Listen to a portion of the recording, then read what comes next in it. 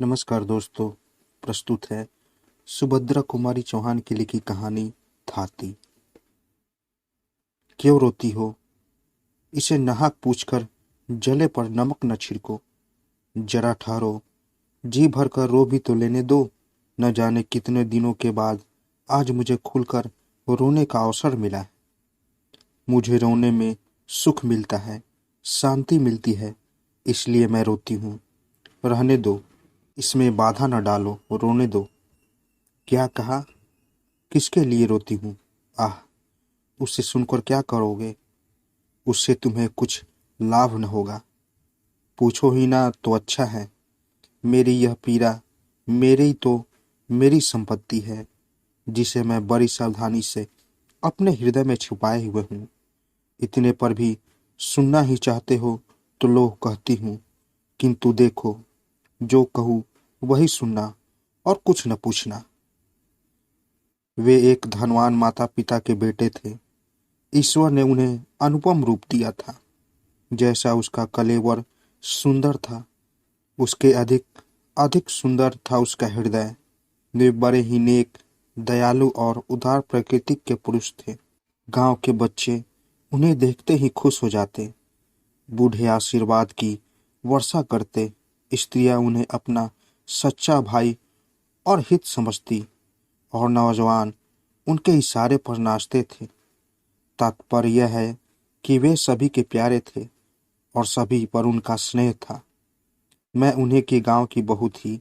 मेरे पति वहीं प्राइमरी पाठशाला में मास्टर थे। घर में बूढ़ी सास थी, मेरे पति और मैं भी थी। महंगी का जमाना था, मुश्किल से गुजर होती थी। घर के प्रायः सभी छोटे मोटे काम हाथ से ही करने पड़ते थे। एक दिन की बात है, मैं वैसे ही ब्याह कर आई थी। मैं थी शहर की लड़की, वहां तो नलों से काम चलता था। भला कुएं से पानी भरना मैं क्या जानती। मेरी सास मुझे अपने साथ कुएं पर पानी भरना सिखा रही थी। अचानक वे न जाने कहाँ से आ गए। हंसकर बोले, क्या पानी भरने की शिक्षा दे रही हो माँ जी? आपने ऐसी अल्हड़ लड़की ब्याही ही क्यों, जिसे पानी भरना भी नहीं आता? मैंने घूंघट के भीतर ही जरा सा मुस्कुरा दिया। सास ने कहा, बेटा, इसे कुछ नहीं आता, बस रोटी भर अच्छा बनाती है। न पीसना जाने न कूटना।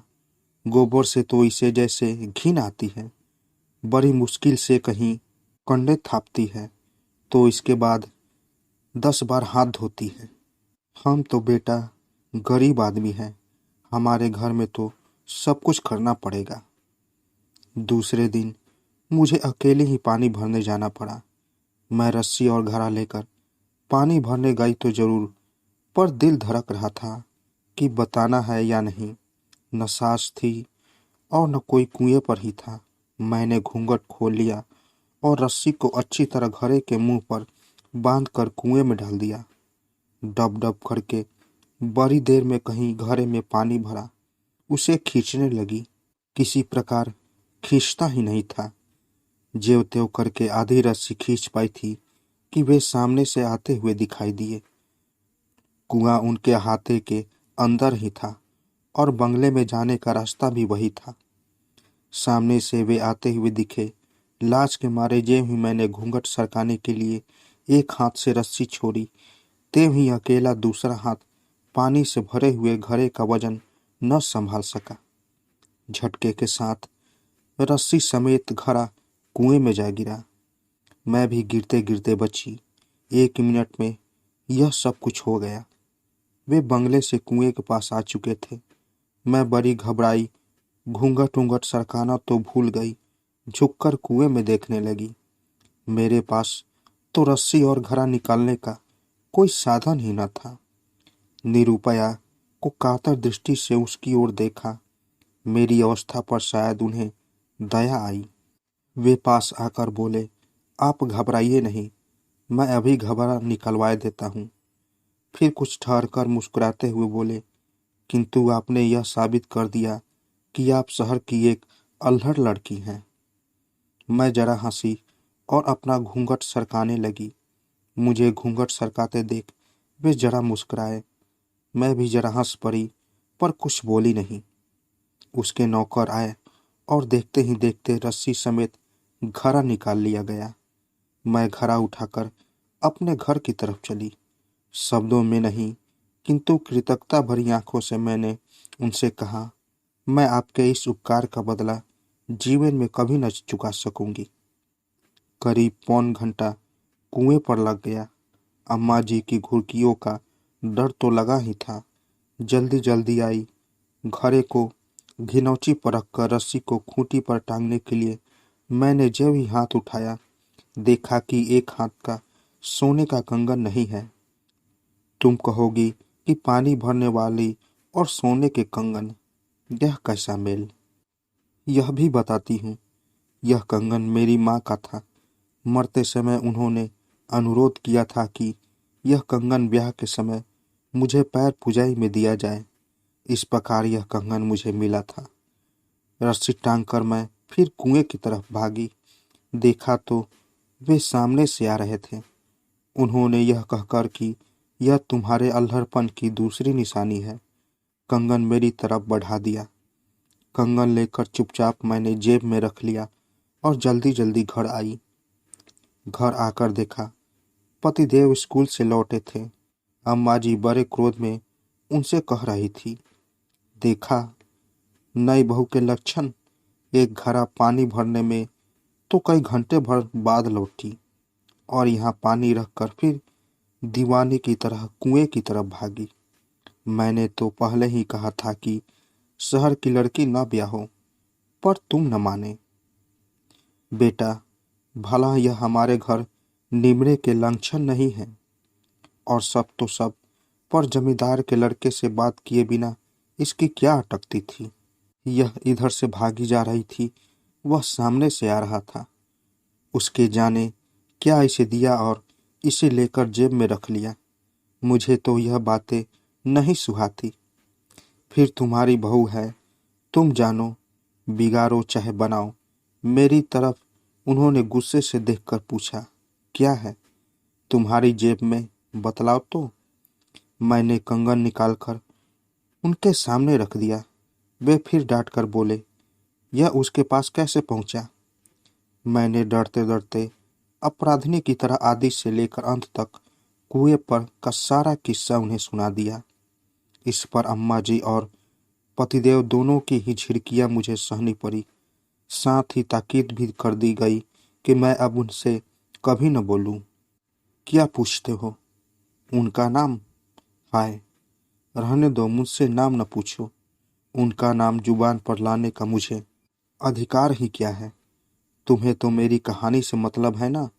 हाँ, तो मैं क्या कह रही थी। मुझसे कहा गया कि मैं उनसे कभी न बोलूं। यदि यह लोग फिर कभी मुझसे उनसे बोलते देख लेंगे तो फिर कुशल नहीं। मैंने दीन भाव से कहा, मुझसे घर के सब काम करवा लो, परंतु कल से मैं पानी भरने न जाऊंगी। इस पर पतिदेव बिगड़ कर बोले, तुम पानी भरने न जाओगी तो मैं तुम्हें रानी बनाकर नहीं रख सकता। यहाँ तो जैसा हम कहेंगे वैसा करना पड़ेगा। उसके बाद क्या बतलाऊं कि क्या क्या हुआ। ज्यों ज्यों मुझे उनसे बोलने को रोका गया, त्यों त्यों एक बार जी भर कर उनसे बात करने के लिए मेरी उत्कंठा प्रबल होती गई। किंतु मेरी यह साध कभी पूरी न हुई। वे जाते जाते एक दो बातें बोल दिया करते, जिसके उत्तर में मैं केवल हंस दिया करती थी। लेकिन लोग यह भी न सह सके और तिल का तार बन गया। अब मुझ पर घर में अनेक प्रकार के अत्याचार होने लगे। हर 2-4 दिन बाद मुझ पर मार भी पड़ती। परंतु मैं कर ही क्या सकती थी। मैं तो उनसे बोलती भी न थी और उसका बोलना याद करना मेरी शक्ति से परे था। उन्होंने मुझसे कभी भी कोई ऐसी बात नहीं की जो अनुचित कही जा सके। उन्हें शायद विधाता ने ही रोते हुए को हंसा देने की कला सिखाई थी। वे ऐसी मीठी चुटीली लेते, कभी हंसी की बात भी करते तो इतनी सम्यता से, इतनी नपी तुली कि मैं चाहे कि कितनी दुखी हूँ, चाहे जितने रंज में हो, हंसी आ ही जाती थी, किंतु धीरे धीरे मुझ पर होने वाले अत्याचारों का पता उन्हें लग ही गया। उनके दयालु हृदय को इससे गहरी चोट पहुंची। उस दिन अंतिम दिन जब मैं पानी भरने गई, वे कुएं पर आए और मुझसे बोले, मैं तुमसे कुछ कहना चाहता हूँ। उसके स्वर में पीड़ा थी, शब्दों में माधुर्य और आंखों में न जाने कितनी करुणा का सागर उमड़ रहा था। मैंने आश्चर्य के साथ उनकी ओर देखा। आज पहली ही बार तो इस प्रकार वे मेरे पास आकर बोले थे। उन्होंने कहा, पहली बात तो मैं तुमसे कहना चाहता हूँ वह यह कि मेरे कारण तुम पर इतने अत्याचार हो रहे हैं। यदि मुझे पता चल जाता तो वे अत्याचार कब के बंद हो चुके होते। दूसरी बात जो मैं तुमसे कहने आया हूँ वह यह कि आज से मैं तुम पर होते अत्याचार की जड़ उखाड़ कर फेंक दूंगा। तुम खुश रहना मेरी अल्लाह रानी। वे मुझे इसी नाम से पुकारते थे। यदि मैं तुम्हें भूल सका तो फिर यहाँ लौट कर आऊँगा, नहीं तो आज ही सदा के लिए विदा होता हूँ। मुझ पर बिजली सी गिरी। मैं कुछ बोल न सकी, न कह पाई कि वे मेरी आंखों से ओझल हो गए। अब मेरी हालत पहले से ज़्यादा खराब थी। मेरा किसी काम में जी न लगता था। कलेजे में सदा एक आग सी सुलगा करती थी, परंतु मुझे खुलकर रोने का अधिकार न था। अब तो सभी लोग मुझे पागल कहते हैं। मैं कुछ भी करूं करने देते हैं, इसलिए तो आज खुलकर रो सकती हूँ और तुम्हें भी अपनी कहानी सुना सकती हूँ। किंतु क्या तुम यह बता सकोगे कि वे कहाँ हैं? मैं एक बार उन्हें देखना चाहती हूँ। मेरी यह पीड़ा, मेरा यह उन्माद उन्हीं का दिया हुआ है, तो यदि कोई सहृदय उसका पता बता दे तो मैं उनकी थाती उन्हें सौंप दूं। तो दोस्तों, कैसी लगी कहानी? अगर आप लोगों को मेरी कहानी अच्छी लगी हो तो मेरे चैनल को ज़रूर सब्सक्राइब करें और साथ साथ बेल आइकन को भी ज़रूर दबाएं, ताकि मेरी कहानी सबसे पहले आप तक पहुंचे। तो दोस्तों, मिलते हैं एक नई कहानी के साथ एक नए वीडियो में। तब तक के लिए नमस्कार।